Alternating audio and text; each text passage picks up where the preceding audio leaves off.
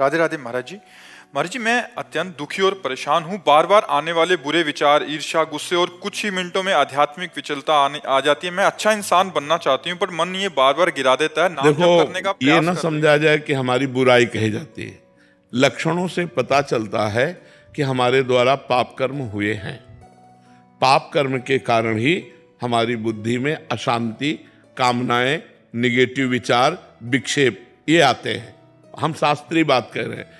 तो यदि हम अपने पाप कर्मों का प्रायश्चित कर लें और पाप कर्म नए ना हो, रोक लें, तो अभी हमें आनंद आ जाए, अभी हमारी बात बन जाए। अब पूर्व के पाप कर्म जो हैं वो हमको सताते हैं, वो हमें कष्ट देंगे। अब कष्ट कैसे देंगे? निगेटिव विचार करके। नकारात्मक सोच ही सबसे बड़ा कष्ट है। नहीं, अगर शरीर में पीड़ा है और सोच सकारात्मक है तो बड़ी मस्ती रहती है, और शरीर स्वस्थ है और सोच नकारात्मक है तो डिस्टर्ब रहता है आदमी। वही तो फिर डिप्रेशन में पहुंच जाता है आगे चलकर। तो हमें लगता है हमें अपने पापों का प्रायश्चित करना चाहिए, बार बार उस बात का स्मरण करके जलन पैदा करना और भगवान का नाम जप करना और आगे से वो पाप ना करना, तो बढ़िया बात हो जाएगी। अब हमारी बात को अन्यथा ना लेकर के अपने जीवन को अच्छाई की तरफ ले चला जाए। किसी को भी अगर ये बातें हैं तो हमारे अंदर पाप कर्म जमा हो चुका है, अब हमें उसे नष्ट करना है। और पाप कर्म जमा करना अच्छा लगता है, लेकिन नष्ट करना बहुत कठिन होता है। एक आदमी का एक अपराध आजीवन कारावास, 5 मिनट की घटना और पूरे जीवन नरक भोगो, जेल। तो सोचो, हम लोग कई ऐसे पाप हैं जिनको हम व्यक्त नहीं करते। भ्रूण हत्या, गर्भ हत्या या कई ऐसे अपराध हैं जो हम गुप्त रख जाते हैं और वही गुप्त अपराध हमारे हृदय को जलाते हैं। तो हमें चाहिए कि गलती सबसे होती है, हम अपना प्रायश्चित करें, भगवान नाम जप करें, आगे से कभी ऐसा गलत नहीं करेंगे, ऐसा नियम लें तो हमारा जीवन आनंदमय हो जाए। अब जोत सिंह जी दिल्ली से। राधे राधे महाराज जी। पूज्य स्वामी जी, भगवत गीता में श्री कृष्ण जी कहते हैं कि जो मनुष्य इंद्रियों के विषय में ही सुख ढूंढता है वह स्थायी शांति और आनंद नहीं प्राप्त कर सकता। आज के समय में जब सब आनंद को भोग विलास, नशा और क्षणिक सुखों में ही खोजते हैं, तब क्या ये संभव है कि हम गीता के उपदेशों के अनुसार आधुनिक जीवन की सफलता के साथ साथ सच्चा आत्मानंद या आध्यात्मिक शांति को प्राप्त या उन्नति को? देखो, बिना विषय सेवन के शरीर चलेगा नहीं। शरीर के लिए विषय सेवन आवश्यक है, और बिना विषय सेवन के धर्म की भी पूर्ति नहीं होगी। दोनों बातें देखनी। जैसे आप गृहस्थ हैं तो आपकी पत्नी है, अब पत्नी के संबंध से विषय सेवन करना धर्म है और पराई पत्नी से अधर्म है। तो जो यदि हम अपनी पत्नी से प्यार करते हैं, अपनी पत्नी से ही संग करते हैं, तो विषय सेवन तो हो रहा है, लेकिन वो भगवान की तरफ बढ़ने में बाधा नहीं पहुंचाएगा। अगर हम गलत सेवन करते हैं, दूसरी माँ बहनों की तरफ गंदी दृष्टि रखते हैं, वो हमें नरक ले जाएगा, वो भगवान की तरफ नहीं ले जाएगा। अब हम भोजन पाते हैं, पाना पड़ेगा शरीर पोषण के लिए। अब हम अच्छा से अच्छा भोजन, जितना हमने धर्म पूर्वक धन कमाया है, हम पाएंगे, लेकिन मांस नहीं पाएंगे, अंडा नहीं पाएंगे, मछली नहीं पाएंगे, शराब नहीं पिएंगे। ये करेंगे तो नरक जाएंगे। और अगर अच्छा भोजन बनाकर और बड़े बुजुर्ग भूखे किसी को या भगवान को अर्पित करके हम पाते हैं, वो हमारा धर्म है, वो हमें भगवत प्राप्ति के मार्ग में ले जाएगा। खाली समय में बैठकर हम भगवान का नाम जप करें, जो हमारी गुरुवाणी, जो हमारे शास्त्र कहते हैं, वैसे हम जीवन व्यतीत करें। हम व्यर्थ समय नष्ट ना करें। जब हम व्यवहार में करें तो ईमानदारी और सच्चाई का जीवन व्यतीत करें। इसी से भगवत प्राप्ति हो जाएगी। भगवत प्राप्ति कोई कठिन नहीं है। अपने गृहस्थी के भोग भोगते हुए धर्म पूर्वक और नाम जप करते हुए हम भगवान को सहज में प्राप्त कर लेंगे।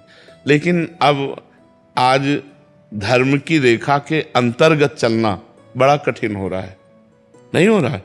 अगर हम गृहस्थी में चलें और अपने धर्म के अनुसार चलें तो हमें भगवत प्राप्ति हो जाएगी। लेकिन हम धर्म के अनुसार नहीं चलते, जिससे हमारे हृदय में अशांति, भय, चिंता, शोक ये अपना निवास बना लेते हैं और हम दुखी हो जाते हैं। तो हमें धर्म से चलना चाहिए। विषय सेवन किए बिना कोई नहीं रह सकता, जी नहीं सकता। मतलब पानी भी विषय है, भोजन भी विषय है, वस्त्र भी विषय है। अपने अनुकूल, धर्म के अनुकूल, ये दो डिपार्टमेंट है। अपने अनुकूल तो फिर गड़बड़ हो जाएगा। हमारा मन कह रहा है ये भोगना है, हमारे अनुकूल ये पड़ रहा है, अब हमको वहां देखना धर्म के अनुकूल है कि नहीं। धर्म के अनुकूल विषय सेवन करना और धर्म के प्रतिकूल का त्याग कर देना और भगवान नाम जप करना और सबका मंगल। कोई बिरला दिमाग होगा जो मन में जो आए वही वाणी में है और वही आचरण में है। कोई बिरला होगा, मन में कुछ और चल रहा है, वाणी से कुछ और बोल रहे और आचरण कुछ और बता रहे। छल कपट की वृद्धि होती चली जा रही है। मतलब कोई बिरला ऐसा होगा जो सत्य और शुद्ध मार्ग में चल रहा हो। तो आज हमारा गृहस्थ धर्म में उद्देश्य केवल बन गया है धन, भोग, मौज मस्ती। धर्म, बिरला ही कोई धर्म को धारण करने की बात सोचता है कि हमारा धर्म क्या है। गलत रास्ते में मत जाओ। ये नई अवस्था नशा के लिए नहीं है, बेविचार के लिए नहीं है। तुम पढ़ो लिखो, उन्नति करो, राष्ट्र में ऐसे पदों पर जाओ जिससे हमारे समाज को सुख पहुंचा सको, इसलिए कहते हैं। तो ऐसे चले तो आनंद की अनुभूति हो जाए। संजय जी सूरत से। राधे राधे महाराज जी। महाराज जी, आजकल वृद्धा आश्रमों में माता पिता और असहाय बुजुर्गों की संख्या दिन प्रतिदिन बढ़ती जा रही है। जिन लोगों ने अपने बच्चों का पाल पोस कर इतना बड़ा किया, अब उनको अकेलापन और तिरस्कार का सामना करना पड़ता है। महाराज जी, परिवारों में ये अकेलापन महाराज जी क्यों बढ़ता जा रहा है? सब स्वार्थ बुद्धि होती जा रही। आपसे क्या कह रहे? धर्म अगर का धर्म का पालन करे तो हर पुत्र का कर्तव्य है कि जब तुम सोचने लायक नहीं थे, लघुशंका करने का ज्ञान नहीं था, तब तुम्हें अपनी गोद में लघुशंका करते हुए भी तुम्हारा पालन पोषण किया माँ ने। आज वही माँ बूढ़ी हो गई, बिस्तर पर शौच कर रही, अब तुम्हारा कर्तव्य है कि उसके शौच का प्रक्षालन करो, उसको खवाओ पियाओ। देखो, हम कह रहे हैं अनाथालय में आप 20,000 रुपया महीना उनको भेजते रहो, तो भी जो तुम्हारा प्यार है वो उनको चाहिए। उस समय 20,000 रुपया नहीं चाहिए। जब माँ को दुलार करके, पिता को दुलार करके, बातचीत करके खवाओ पियाओगे, वो सुख जो उनको मिलेगा वो रुपये से सुख नहीं मिलेगा, वो अनाथालय में रखने से नहीं मिलेगा। अच्छा, आज आप अपने माता पिता को अनाथालय में रख रहे हो तो कल तैयारी आप भी रखो, क्योंकि तुम्हारे लड़के देख रहे हैं ना दादा दादी अनाथालय में हैं। जैसे आचरण करोगे तो ब्याज सहित मिलेगा ना। इसलिए हमें चाहिए कि अपने माता पिता को मातृ देवो भव, पितृ देवो भव, भगवान के समान आदर दिया गया है माता पिता का। हाँ, हम ऐसे आचरण करें, ऐसा व्यवहार करें माता पिता से कि उनको सुख मिले। यार, बड़ा विचित्र समय है, बहुत विचित्र समय है। कोई सुनने के लिए तैयार नहीं। उनको बूढ़ों की सेवा करना मतलब भार लग रहा है, और ये समझ में नहीं आ रहा कि जवानी बुढ़ापा में तुम्हारी भी बदलेगी। तब तुम क्या करोगे जब तुम्हारे साथ ऐसा बर्ताव होगा? तो आजकल के नौजवान बच्चे धर्म को कहाँ समझ रहे हैं। अगर समझें तो बूढ़े माता पिता को ऐसा कष्ट ना दें। और प्राय ऐसा हो रहा है, सबसे ज्यादा तुम्हारा प्यार और सानिध्य चाहिए उनको। रुपया और भोजन से ज्यादा प्यार और सानिध्य चाहिए। तो आजकल बच्चे अपने प्यार को तो अपनी वासनाओं में बांटे हुए हैं, तो माता पिता की तरफ कैसे देखें। यही बच्चापन से बच्चों को आधुनिक शिक्षा के साथ आध्यात्मिक शिक्षा देना अनिवार्य है। यदि आप नहीं दोगे तो वही परिणाम आपको भोगना पड़ेगा, क्योंकि आधुनिकता में बढ़ते चले गए। अब वो देश विदेश रह रहे हैं, अब बूढ़े माता पिता घर में पड़े, कोई पानी देने वाला नहीं, और वो देश विदेश कमा रहे हैं। अगर कमा रहे हो तो जहां तुम हो वहीं अपने माता पिता को ले जाओ। तुम्हारे माता पिता तुम्हारे लिए भगवान, ऐसी भावना करो। पर बड़ा विचित्र है, कोई कोई मान रहा है, नहीं तो सब लोग जो है अपनी अपनी मस्ती चाहते हैं। जब बूढ़ा कोई खाट में हग रहा हो और उसकी कोई सेवा कर ले तो भगवान की अलग से आरती करने की जरूरत नहीं है, भगवान प्रसन्न हो जाएंगे। और उस बूढ़े को आपने कष्ट दिया और देवालय में जाके ऐसे नमस्कार करते हो तो भगवान प्रसन्न होने वाले नहीं। इसलिए हमें चाहिए अपने घर रूपी मंदिर में माता पिता रूपी भगवान की आराधना करनी चाहिए। उषा अग्रवाल जी मथुरा से। राधे राधे महाराज जी। महाराज जी, आपके चरणों में कोटि कोटि प्रणाम। महाराज जी, जीवन में दुख और संघर्ष का क्या आध्यात्मिक महत्व है? दुख और संघर्ष का आध्यात्मिक महत्व नहीं, हमारे पाप का कर्म का फल है। आध्यात्मिकता धारण करके दुख और संघर्ष को हम पार करें। अगर हम भगवान को अपने संग रखेंगे स्मरण में, तो हम दुख और संघर्ष को पार कर जाएंगे। ये जंग तो सबको लड़नी पड़ेगी, सबके जीवन में दुख आता है, सबके जीवन में संघर्ष आता है, पर अगर हम भगवान का चिंतन करें, भगवान का स्मरण करें, तो हम इस संसार के संघर्ष से और दुख से पार हो सकते हैं। अन्यथा सब डूब रहे हैं, इसी में डूब रहे हैं। दुख संग आज नहीं है तो कल आ जाएगा, ऐसी विपत्ति आ जाएगी, ऐसा दुख आ जाएगा, ऐसा संघर्ष आ जाएगा कि आप हार जाओगे। और जीत वही जाएगा जिसके साथ भगवान का स्मरण है, भगवान का संग है। तो हम भगवान का स्मरण करें, नाम जप करें, भगवान ही हमें जिताएंगे, उन्हीं की माया है। नहीं तो ऐसी ऐसी समस्याएं हैं कि दिमाग खराब हो जाए। अब जो खाने पीने के लिए व्यवस्था हो रही, वही व्यापार चौपट हो रहा है। जो प्रियजन है जिनके लिए कर रहे हैं, वही मर गए। बड़ी समस्या है, एक समस्या है। तो हम अगर भगवान का चिंतन करते हैं, भगवान का आश्रय लेते हैं, तो हम सुखी हो सकते हैं दुख में भी। नहीं तो बड़ा दुख है। सुबह राज तिलक होने वाला है चक्रवर्ती सम्राट पद पर भगवान राम का, और सामने के 14 वर्ष का वनवास लो। कितनी बड़ी विपत्ति भगवान के ऊपर।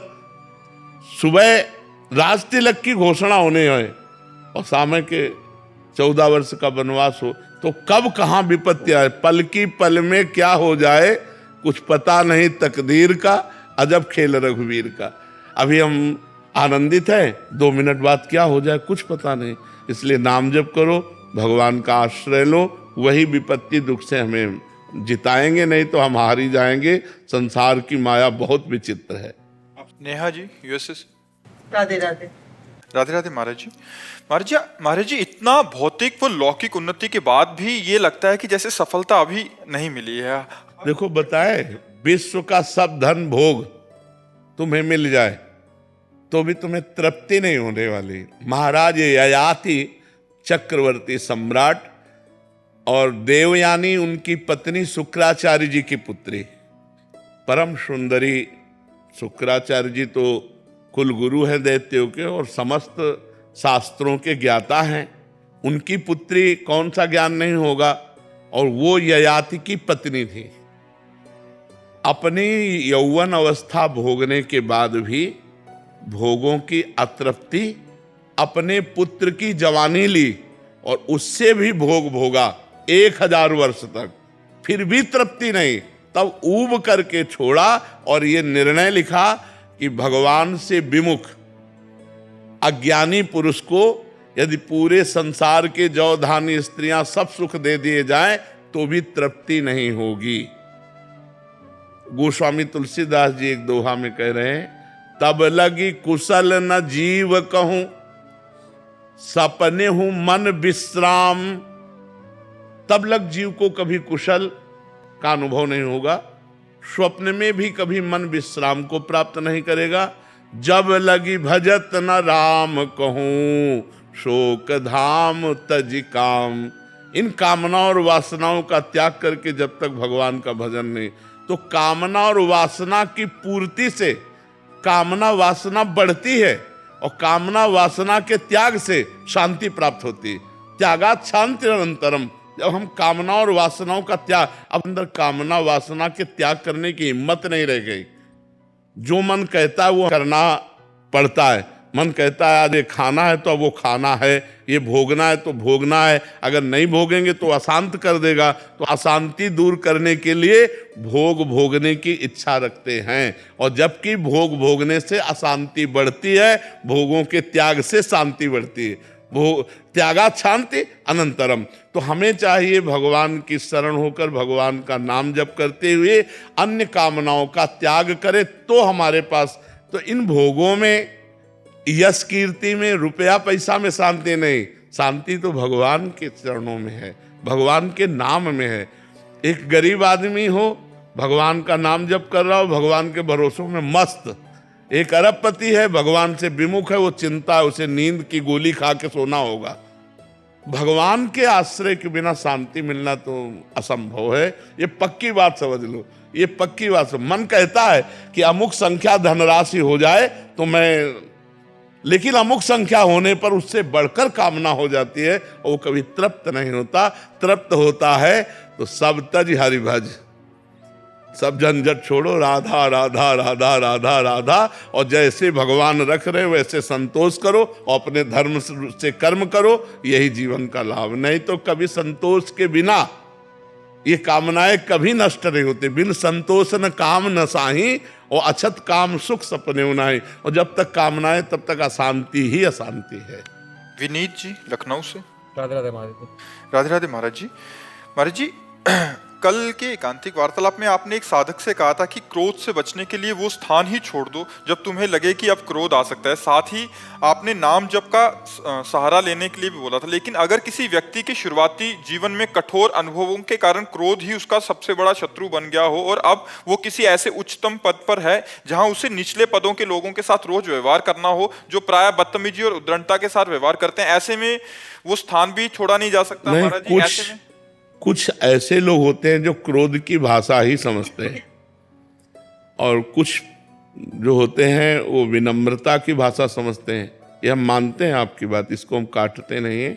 कुछ लोग ऐसे होते हैं। तो कुछ लोगों का स्वभाव होता है ऐसा कि वो क्रोधावेश को देखकर ही मानते हैं। पर हमें क्रोधावेश ना करके क्रोधावेश का नाटक कर रहे तो कैसा लगेगा? हम असलियत में क्रोध ना करें।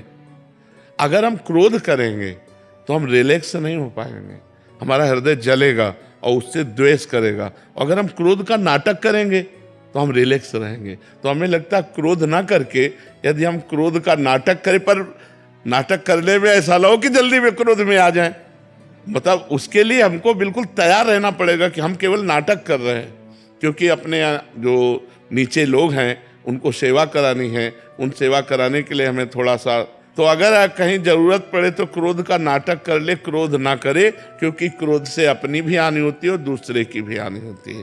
क्रोध का नाटक तो हमको भी करना पड़ता है, तो करते हैं। जहाँ जरूरत हुई तो आप क्रोध का नाटक करते हैं। असलियत में भगवान का आश्रय लेकर भजन करते, असलियत में क्रोधी नहीं होना चाहिए। क्योंकि क्रोध जो है वो बुद्धि का अपहरण कर लेता है। ठीक निर्णय नहीं कर पाती बुद्धि, क्या बोलना चाहिए क्या करना चाहिए।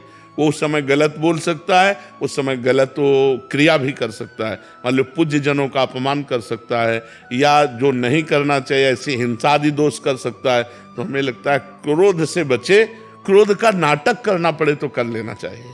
क्योंकि कई जगह जरूरत होती है। आज हमारा जो परिवार बिगड़ रहा है उसका कारण है हम शासन नहीं कर पा रहे। पक्की बात समझ लीजिए। नहीं, अगर छोटेपन से शासन हो बच्चों का सबका तो बहुत मर्यादित बच्चे हो जाएं।